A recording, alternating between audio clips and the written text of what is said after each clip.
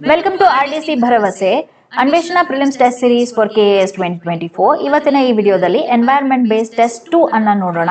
So ಇದೇ ರೀತಿಯಾದ KAS ಎಕ್ಸಾಮ್ಸ್ಗೆ ಪ್ರಯೋಜನ ಆಗಂತ ಫ್ರೀ ಟೆಸ್ಟ್ ಸೀರೀಸ್ ಅನ್ನ ಈ ಚಾನೆಲ್ ಅಲ್ಲಿ ನೀಡ್ತಾ ಇದೀವಿ. ಸೊ ದಯವಿಟ್ಟು please like, share and subscribe to our channel for more such videos. Let us see the questions. First question, which among the below statements regarding mangroves are not true ಅಂತ ಕೇಳ್ತಾ ಇದ್ದಾರೆ. So mangroves ಸಂಬಂಧಪಟ್ಟಾಗಿ ಯಾವುದು ತಪ್ಪು ಅಂತ.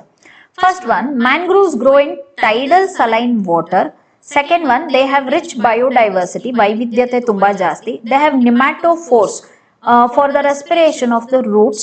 Next, Sundarbans is the largest Ramsar site of India ಅಂತ ಹೇಳ್ತಾ ಇದ್ದಾರೆ. So mangrove ಅಂತ ಹೇಳಿದ್ರೆ ಇದು ಓಷನ್ ಏರಿಯಾ ಇದ್ರೆ ಟೈಡಲ್ ವಾಟರ್ ಹೈ ಟೈಡ್ ಅಲ್ಲಿ ಬಂದು ಇಲ್ಲಿ ಸೇರ್ಕೊಳ್ಳುತ್ತೆ, ಇಲ್ಲಿ ಸ್ಟಾಗ್ನೇಟ್ ಆಗುತ್ತೆ, ನಿಂತ್ಕೊಳ್ಳುತ್ತೆ. ಇದ್ರೊಳಗಡೆ ಇವಾಗ ಫಾರೆಸ್ಟ್ ಬೆಳ್ಕೊಳ್ಳುತ್ತೆ. ಈ ಸಾಲ್ಟ್ ವಾಟರ್ ಅಲ್ಲಿ ಬೆಳೆಯೋ ಫಾರೆಸ್ಟ್ ನ ನಾವು ಮ್ಯಾಂಗ್ರೋವ್ ಕಾಡುಗಳು ಅಂತ ಹೇಳ್ತೀವಿ. So first option is correct. It gross in tidal water. Tidal water ಉಪ್ಪು ನೀರು, ಸಲೈನ್ ವಾಟರ್ ಅಲ್ಲೇ ಬರುತ್ತೆ. ಸೊ ಅದಕ್ಕೆ ಅದರಲ್ಲಿ ನಾವು ಮ್ಯಾಂಗ್ರೋವ್ ಅಂತ ಹೇಳ್ತೀವಿ. Next, they are rich in biodiversity. So mangrove is a ecotone area. So ಹಳೆ ಟೆಸ್ಟ್ ಎನ್ವೈರನ್ಮೆಂಟ್ ಟೆಸ್ಟ್ 1 ಅಲ್ಲಿ ಇಕೋಟೋನ್ ಬಗ್ಗೆ I have explained in detail. So you can check that video. So they have rich biodiversity because it is a ecotone area. Rich biodiversity obviously ಇರುತ್ತೆ. So ecotone ಏರಿಯಾದಿಂದ rich biodiversity ಜಾಸ್ತಿ ಇದೆ. Next, they have pneumatophores for respiration of roots. ನೀರಲ್ಲೇ ಬೇರುಗಳು ಈ ರೀತಿ ಮುಳುಗ್ಬಿಟ್ಟಿದ್ದಾಗ ಬೇರುಗಳು ಕೊಳ್ತೋಗುತ್ತೆ. So ಅದಕ್ಕೆ ಏನಾಗುತ್ತೆ, ಬೇರಿಂದ ಒಂದು ಫಾಲ್ಸ್ ರೂಟ್ ಈ ರೀತಿ ಬರುತ್ತೆ ನೀರಿನ ಮಟ್ಟದಿಂದ ಮೇಲೆ. ಇದ್ರ ಮೇಲೆ ಈ ರೀತಿ ಪೋರ್ಸ್ ಇರುತ್ತೆ. ಈ ಪೋರ್ಸ್ ಅಲ್ಲಿ ಅದು ಆಕ್ಸಿಜನ್ ಒಳಗಡೆ ತಗೊಂಡು ಬೇರಿಗೆ ಕೊಡುತ್ತೆ. ಸೊ ಗಿಡ ಕೊಳ್ತೋಗೋದಿಲ್ಲ. ಅದನ್ನ ನಾವು ನಿಮ್ಯಾಟೋಫೋರ್ಸ್ ಅಂತ ಹೇಳ್ತೀವಿ. ಮತ್ತೆ ಇದಕ್ಕೆ ಬ್ಯಾಲೆನ್ಸ್ ಬೇಕಾಗತ್ತೆ. ಗಿಡಕ್ಕೆ ಕೊಚ್ಚೆಯಲ್ಲಿ ನಿಂತ್ಕೊಂಡಿದ್ದಾಗ ಬ್ಯಾಲೆನ್ಸ್ ಬೇಕು. ಸೊ ಬ್ಯಾಲೆನ್ಸ್ಗೋಸ್ಕರ ಈ ರೀತಿ ಫಾಲ್ಸ್ ರೂಟ್ಗಳು, ಅದೇನು ರೂಟ್ ಏನು ಕೆಲಸ ಮಾಡ್ತಿಲ್ಲ, ಬರೀ ಸಪೋರ್ಟ್ ಕೊಡ್ತಾ ಇದೆ ಗಿಡಕ್ಕೆ. ಸೊ ಆ ರೀತಿ ಬೆಳೆಸ್ಕೊಳ್ಳುತ್ತೆ. ಅದನ್ನ you call it as tilt root.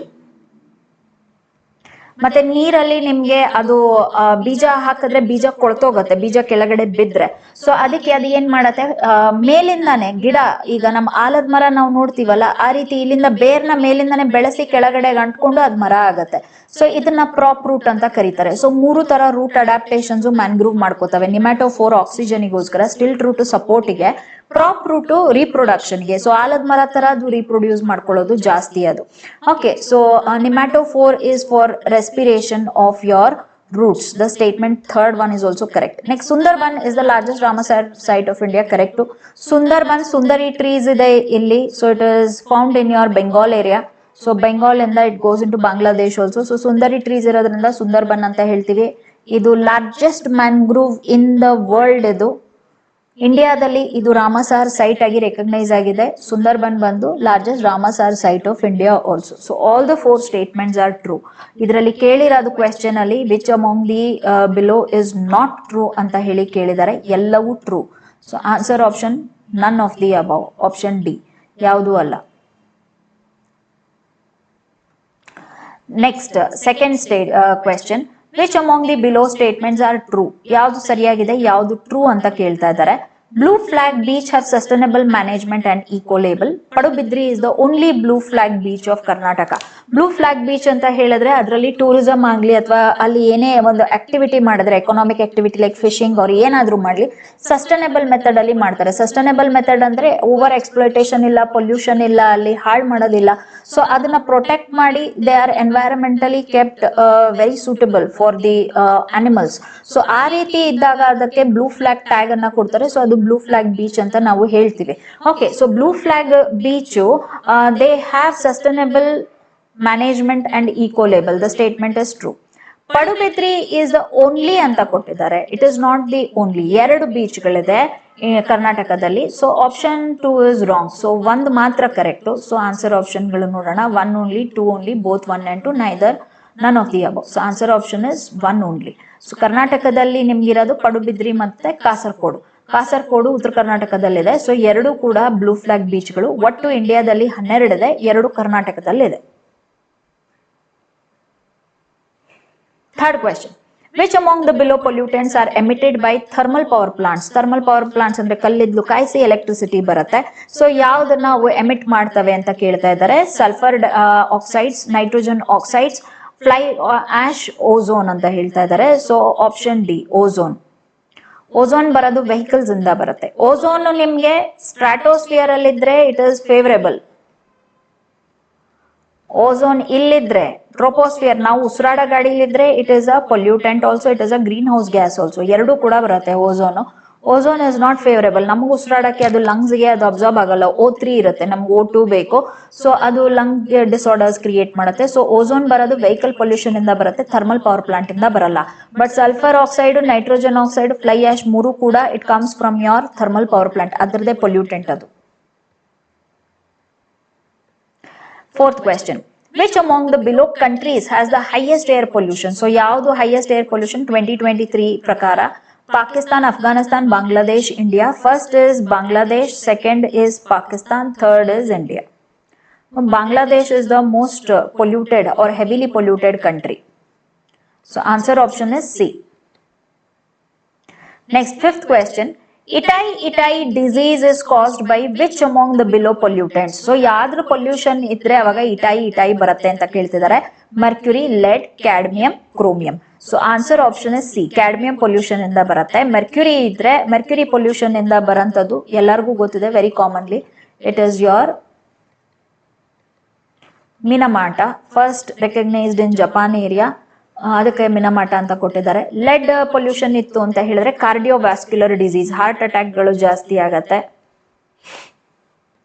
High BP ಬರುತ್ತೆ, ಕಿಡ್ನಿ ಡಿಸಾರ್ಡರ್ಗಳು ಬರುತ್ತೆ.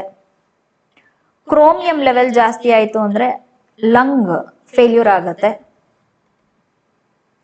So lung infections, lung cancer ಇವೆಲ್ಲ ಕ್ರೋಮಿಯಂ ಇಂದ ಜಾಸ್ತಿ ಬರುತ್ತೆ. ಕ್ಯಾಡ್ಮಿಯಂ ಇಂದ ಇಟೈ ಡಿಸೀಸ್ ಬರುತ್ತೆ. Itai is also called as ouch. So answer option is C. Sixth question, which among the below statements are true regarding acid rain ಅಂತ ಹೇಳ್ತಾ ಇದ್ದಾರೆ. Acid rain pH level ಅಲ್ಲಿ ಇವಾಗ pH is 7. ಸೊ ಜನರಲಿ ನಮಗೆ ಸಾಮಾನ್ಯವಾಗಿ ಬರಂತ rain fall somewhere between 5.6 to 6 ಬರುತ್ತೆ. So acid rain ಫಾಲೇ ಬರುತ್ತೆ. ಬಟ್ ಯಾವಾಗ ಅದು 5.6 ಇಂದ ಕೆಳಗಡೆ ಹೋಗಿ 4 ಹತ್ರ ಎಲ್ಲ ಹೋಗ್ಬಿಡುತ್ತೆ, ಅವಾಗ we call it as your acid rain. So pollution ಜಾಸ್ತಿ ಆದಾಗ ಆಸಿಡ್ ರೈನ್ ಬರುತ್ತೆ. ಯಾವ್ದು ಟ್ರೂ ಅಂತ ಕೇಳ್ತಾ ಇದ್ದಾರೆ. Acid rain is caused by sulphur and nitrogen. Sulphur is released by combustion of ಕೋಲ್ ಇನ್ thermal plants. Sulphur increases asthma. So first statement ಇವಾಗ ನಾವು ನೋಡಕ್ ಹೋದ್ರೆ acid rain is caused by sulphur and nitrogen, ಅದು true. ಯಾಕಂದ್ರೆ sulphur nitrogen strong acids ಆಗುತ್ತೆ. Sulphur especially ತುಂಬಾ strong acid ಅದು.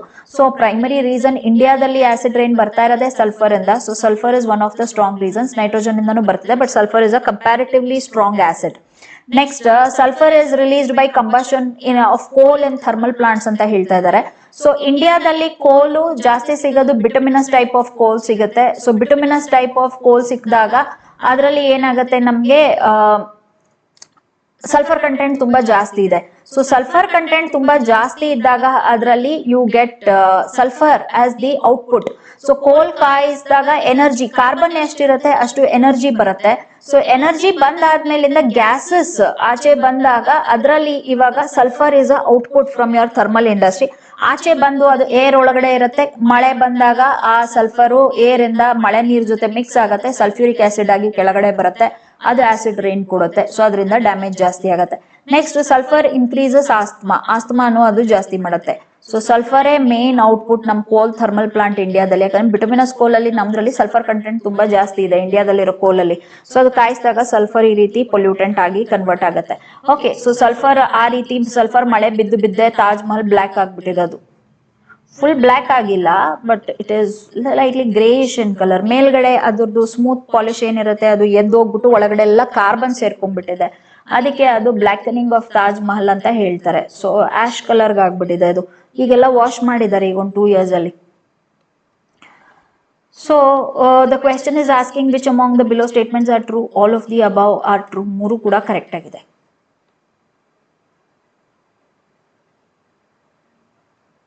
Seventh question. It is a waste treatment method of burning any waste. Focus should be on any waste. Any waste at high temperature of around 1000 degrees Celsius in presence of oxygen. And the process is known as. So waste ಇವಾಗ municipal waste collect ಮಾಡ್ತಾರಲ್ಲ, ಅದನ್ನ ತಗೊಂಡೋಗಿ ಯಾವ್ದಾದ್ರು waste ಇರಲಿ high ಟೆಂಪರೇಚರಿಗೆ burn ಮಾಡ್ಬಿಡ್ತಾರೆ, ಆಗ energy generate ಆಗುತ್ತೆ. So high temperature ಅಲ್ಲಿ ಅದನ್ನ ಸುಟ್ಟಾಗ ಇನ್ ಪ್ರೆಸೆನ್ಸ್ ಆಫ್ ಆಕ್ಸಿಜನ್, ಆ ಪ್ರೋಸೆಸ್ ನ ಏನಂತ ಕರೀತಾರೆ ಅಂತ ಕೇಳ್ತಿದ್ದಾರೆ. Incineration, pyrolysis, gasification, bioremediation. So the answer is incineration. ಇನ್ಸಿನರೇಷನ್ ಅಲ್ಲಿ ನೀವು ಆಕ್ಸಿಜನ್ ಪ್ರೆಸೆನ್ಸ್ ಅಲ್ಲಿ ಯಾವ ರೀತಿಯಾದ ವೇಸ್ಟ್ ಇದ್ರೂ ಕಾಯಿಸಿದ್ರೆ ಅದು ನಿಮ್ಗೆ ಅದನ್ನ ಇನ್ಸಿನರೇಷನ್ ಅಂತೀವಿ. ಪೈರೋಲಿಸಿಸ್ ಅಲ್ಲಿ you are taking only organic waste. Organic waste ಅನ್ನ ಸಾಮಾನ್ಯವಾಗಿ ಕಾಯಿಸ್ತಾರೆ in absence of oxygen. Oxygen ಇರೋದಿಲ್ಲ, ಅಬ್ಸೆನ್ಸ್ ಆಫ್ ಆಕ್ಸಿಜನ್ ಇಲ್ಲದೆ ಕಾಯಿಸಿದಾಗ it is pyrolysis. Okay, so answer option is A. Next, a process that converts organic or fossil-based carbonaceous materials at high temperature more than 700 degrees without combustion with a controlled amount of oxygen or steam into carbon monoxide, hydrogen, carbon dioxide is known as. So the process ಏನು ಹೇಳ್ತಿದೆ ಅಂದ್ರೆ organic waste ಇದೆ. Organic waste ಅನ್ನ 700 degree ಸೆಲ್ಸಿಯಸ್ಗೆ ಕಾಯಿಸ್ತಾರೆ. ಇದರಲ್ಲಿ ಕಾಯಿಸಿ ಅದಕ್ಕೆ steam ಬಿಡ್ತಾರೆ ಸ್ವಲ್ಪ, plus oxygen. Controlled ಅಂತ ಹೇಳ್ತಿದ್ದಾರೆ ನೋಡಿ, ಕಂಟ್ರೋಲ್ಡ್ ಸ್ಟೀಮ್ ಪ್ಲಸ್ ಆಕ್ಸಿಜನ್ ಬಿಡ್ತಾ ಇದ್ದಾರೆ. ಹಂಗ್ ಮಾಡಿದಾಗ ನಮ್ಗೆ ಏನ್ ಬರ್ತಾ ಇದೆ, it converts it into carbon monoxide. ನೋಡಿ, carbon monoxide, hydrogen and carbon dioxide. ಗ್ಯಾಸ್ಗಳು ಆಚೆ ಬರ್ತಿದ್ದಾವೆ, ಎಲ್ಲವೂ ಗ್ಯಾಸ್. ಸೊ ಗ್ಯಾಸ್ಗಳು ಬರ್ತಾ ಇದೆ. ಸೊ ನೀವು ಕಾಯಿಸಿ ಅದನ್ನ ಕಂಟ್ರೋಲ್ಡ್ ಆಕ್ಸಿಜನ್ ಮತ್ತೆ ಸ್ಟೀಮ್ ಕೊಟ್ರೆ ಗ್ಯಾಸ್ ಆಚೆ ಬರುತ್ತೆ. ಸೊ ಆ ಪ್ರೋಸೆಸ್ ನ ಏನು ಅಂತ ಕೇಳ್ತಾ ಇದ್ದಾರೆ. Incineration, pyrolysis, gasification, bioremediation. It is gasification because the output is gas. So you have to look at the outputs. So output ನೋಡಿದ್ರೆ ನಿಮ್ಗೆ ಆನ್ಸರ್ ಗೊತ್ತಾಗುತ್ತೆ. Ninth question, gasification can convert any carbonaceous carbon-based raw material such as coal into fuel gas, synthesis gas, syngas, all of the above. So ಇಲ್ಲಿ ಈ question ಅಲ್ಲಿ ಗ್ಯಾಸಿಫಿಕೇಶನ್ ಅಲ್ಲಿ ಬರ್ತಾ ಇರೋ output ಯಾವುದು ಅಂತ ಗ್ಯಾಸ್ ಹೇಳಿದ್ದಾರೆ, ಕಾರ್ಬನ್ ಮೊನೋಆಕ್ಸೈಡ್, ಹೈಡ್ರೋಜನ್ ಮತ್ತೆ ಕಾರ್ಬನ್ ಡೈಆಕ್ಸೈಡ್ ಅಂತ. ಈ ಕ್ವೆಶ್ಚನ್ ಅಲ್ಲಿ ಗ್ಯಾಸಿಫಿಕೇಶನ್ ಅಲ್ಲಿ ಆ ಹೊರ ಬರ್ತಿರೋ ಗ್ಯಾಸ್ದು ಹೆಸರೇನು ಅಂತ ಕೇಳ್ತಿದ್ದಾರೆ. Fuel gas, synthesis gas, syn gas ಮೂರು ಒಂದೇನೆ. ಸೊ ಮೂರು ಒಂದೇನೆ. So answer is option D, all of the above. So ಮೂರು ಹೆಸರು ಒಂದೇನೆ, fuel gas, synthesis gas, syn gas ಮೂರು ಒಂದೇನೆ. ಗ್ಯಾಸಿಫಿಕೇಶನ್ ಔಟ್ಪುಟ್ ಅದು. 10th question, IUCN maintains red data book and is located in. IUCN is International Union for Conservation of Nature. So ಇದರಲ್ಲಿ ಪ್ರಾಣಿಗಳು, ಅಳುವಿನ ಅಂಚಿನಲ್ಲಿರುವಂತ ಪ್ರಾಣಿಗಳು ಮತ್ತೆ ಚೆನ್ನಾಗಿ ಪಾಪ್ಯುಲೇಷನ್ ಇರುವಂತ ಪ್ರಾಣಿಗಳು, ಸೊ ಅದ್ರದೆಲ್ಲ ಡೇಟಾ ಇಟ್ಟಿರ್ತಾರೆ. So they take into consideration or they store the data of animals that are extinct, that are critically endangered. ಅಂದ್ರೆ ಇನ್ನೇನು ಎಕ್ಸ್ಟಿಂಕ್ಟ್ ಆಗೋಗೋ ಸ್ಟೇಜ್ ಅಲ್ಲಿ ಇದೆ, ಎಂಡೇಂಜರ್ಡ್, ಸ್ವಲ್ಪ ಪಾಪ್ಯುಲೇಷನ್ ಬೇಗ ಕಮ್ಮಿ ಆಗ್ತಿದೆ, ಥ್ರೆಟನ್ಡ್, ವಲ್ನರೇಬಲ್. ಸೊ ಈ ರೀತಿ ಅವರು ಅದ್ರದ್ದು ಸ್ಟೇಟಸ್ ನ ಮೇಂಟೈನ್ ಮಾಡ್ತಾರೆ, ಅನಿಮಲ್ದು ಸ್ಟೇಟಸ್ ಅನ್ನ ಪಾಪ್ಯುಲೇಷನ್ ನಂಬರ್ ಪ್ರಕಾರ. ಸೊ ಅದು ರೆಡ್ ಡೇಟಾ ಬುಕ್. ಅದು ಎಲ್ಲಿದೆ ಅಂತ ಕೇಳ್ತಿದ್ದಾರೆ. ಜೆನಿವಾ ಸ್ವಿಟ್ಜರ್ಲ್ಯಾಂಡ್, ಮಾಗ್ Switzerland, Basel Switzerland, Rotterdam Netherland ಅಲ್ಲಿ. So the answer option is B, ಮಾಗ್ Switzerland. Okay, so these were the 10 questions for today from environment. All the best, prepare well. Thank you.